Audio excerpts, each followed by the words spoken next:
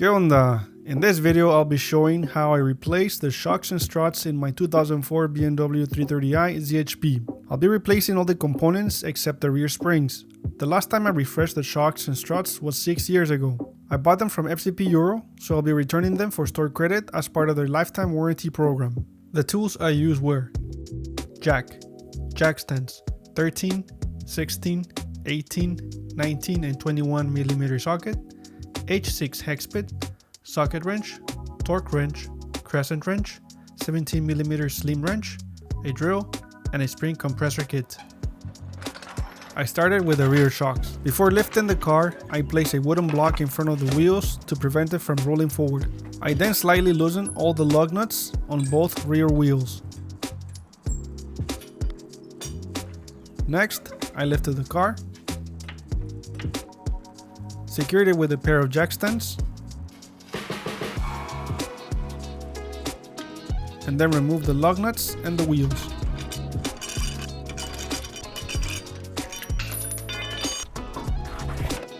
In the trunk, I removed all the panels.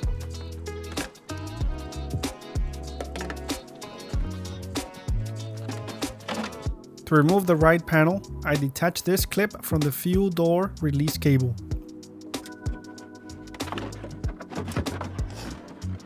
With all these panels removed, I now had access to the shock mounts. I worked on the left shock first. I used a jack to support the rear trailing arm. Then I loosened the pinch bolt from the trailing arm using an 18 mm socket.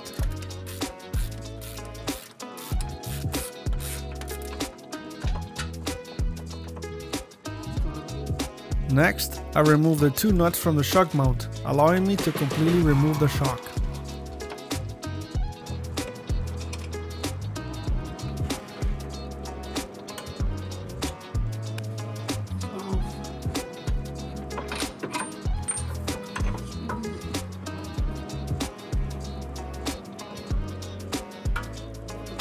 I noticed this part of the shock seemed off. It was sticking out towards the side of the trailing arm.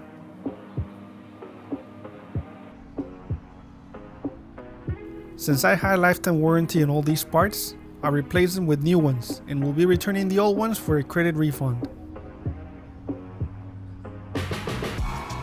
This is a comparison of how the bottom of the new and old shocks looked.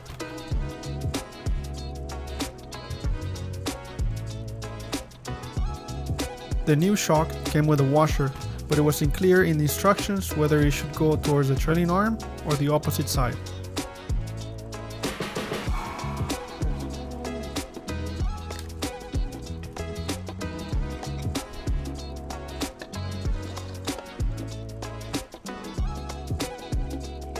The bump stop attaches to the dust boot. It is easier to put them together before sliding them into the shock.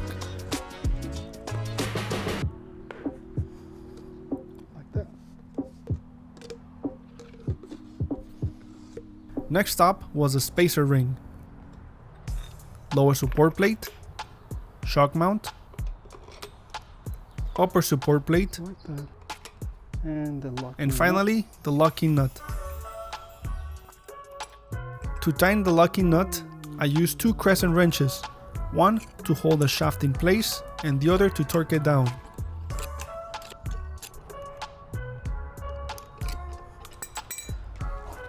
Once tightened, I mounted the shock back in place and reused the old reinforcement plate. I installed the washer on the opposite side of the trailing arm.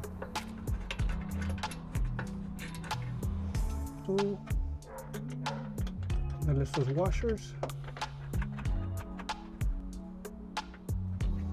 I tightened the shock mount nut to 21 foot-pounds or 28 Nm using a 13 mm socket.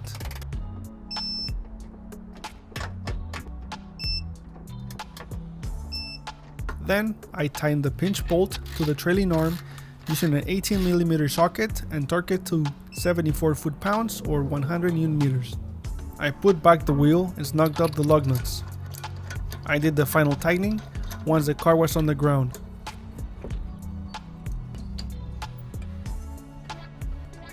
For the right shock, the process was the same, so I'll spare you the repeat explanation.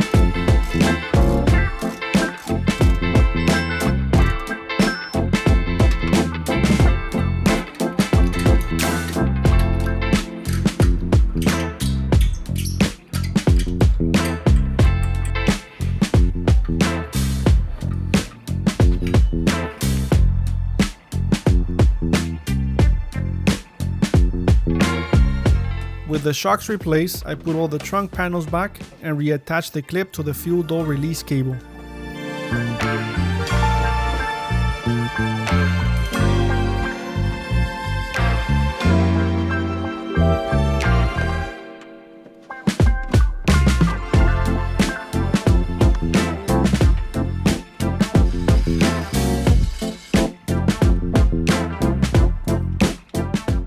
Once the car was on the ground, I tightened all the lug nuts.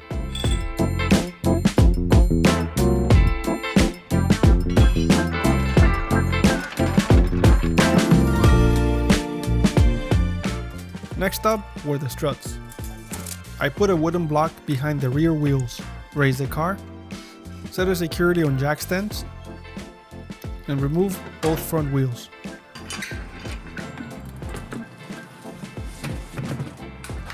This jack was a bit of a fail for me, you'll see why in a bit. I popped the hood to get access to the 3 nuts holding the strut mount. I tried removing the locking nut from the sway bar link with a 16mm socket, but the ball joint shaft kept spinning. I detached these cables from the bracket. I used a thin 17mm wrench to hold the ball joint stud in place while I removed the mounting nut.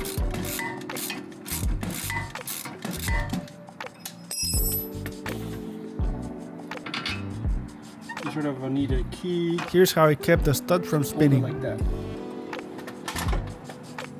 I took out the pinch ball from the steering arm with an 18mm socket.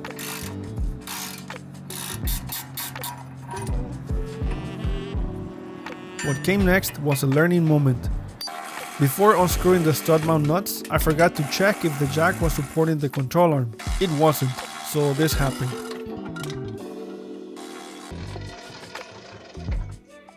The headlight level sensor was the only thing that got damaged, and it was a bit of a struggle to fix it.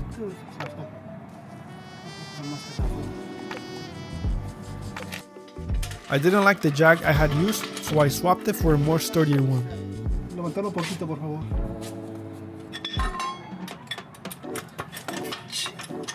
Ahí está, ya. I spray WD-40 to the steering arm to help it slide out easier. For round 2, I decided to have the strut screw at the top.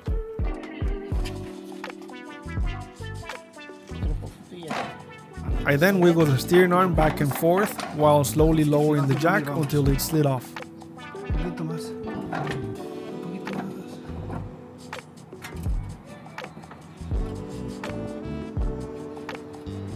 ¿Esto lo queda ahí abajo?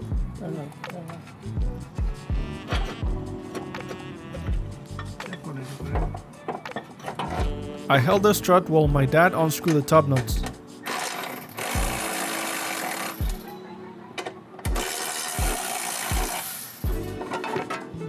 The strut was now free.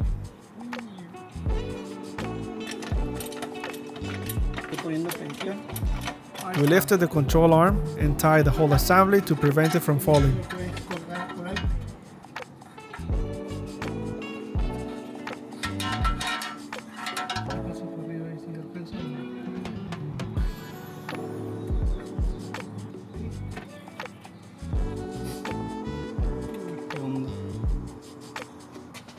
I didn't need to take apart the old strut since I was going to be installing everything new, but I'll show you the process just for reference. Compressing and decompressing the spring is dangerous. I felt comfortable doing it since I had done it before and because my dad was close by giving me advice. I used this spring compression kit.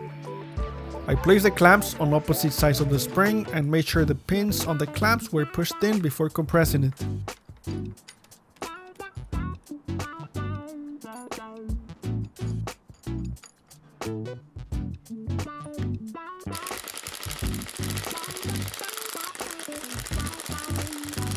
I compressed a little bit at a time and alternated sides. Once I was able to wiggle the strut mount, I unscrewed the upper strut nut with a 19mm socket.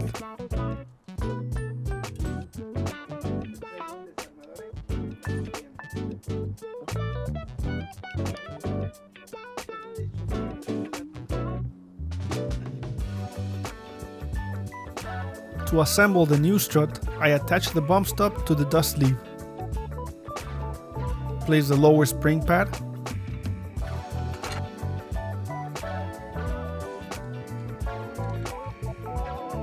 Inserted the attached dust sleeve with bump stop. I placed the upper spring pad at the bottom of the spring seat. Put the flat washer on the top side of the spring seat and the dust protection collar at the bottom of the strut mount.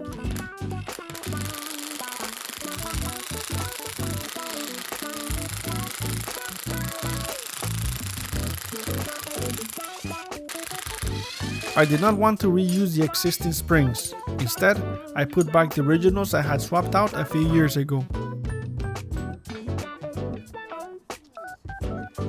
I don't have a close-up, but the spring sits in a specific way at the bottom of the strut.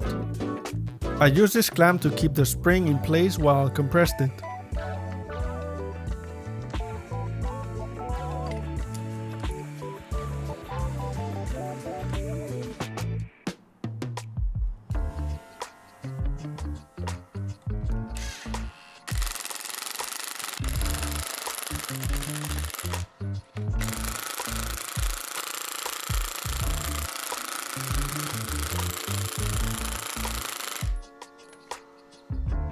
Once the spring was compressed, I put the upper spring seat,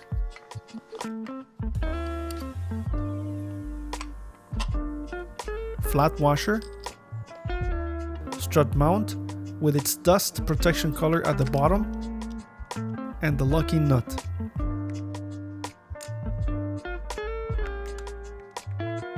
I made sure the nut was threading correctly before using the drill.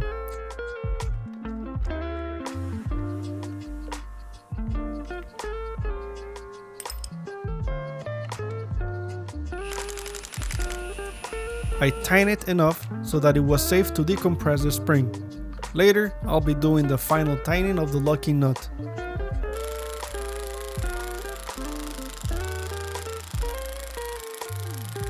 I decompressed the spring by alternating sides until the brackets were loose.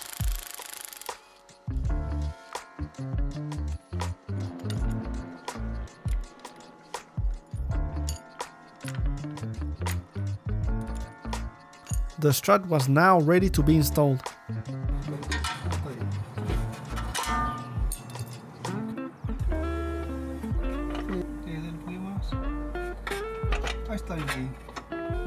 To install it, I put the reinforcement plate,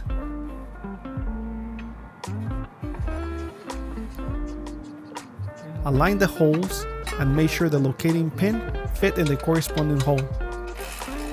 I held the strut in place while my dad tightened the 3 mounting nuts.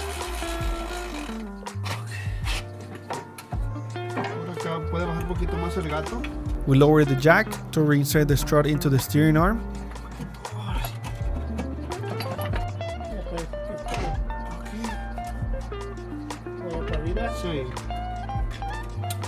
Once inserted, we lifted the jack, making sure the guide pins on the strut slid onto the slot of the steering arm collar. We jacked the control arm until the steering arm reached the stop point.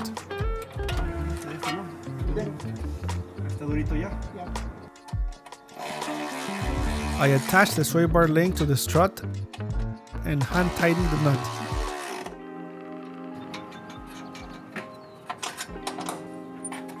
I put back the pinch bolt with a metal bracket, hand tightened the bolt, and attached the cables to the bracket. To tighten the nut, I used a thin 17mm wrench to hold the ball joint in place. I torqued it to 44 foot-pounds or 59 Nm. I tightened the pinch bolt and torqued it to 60 foot-pounds or 81 Nm. Last, I torqued the 3 strut mount nuts to 18 foot-pounds or 24 Nm. I assembled the left strut so that as soon as I removed the old one, the new one was ready to go in. From here on, the process was very similar to what I did with the first strut.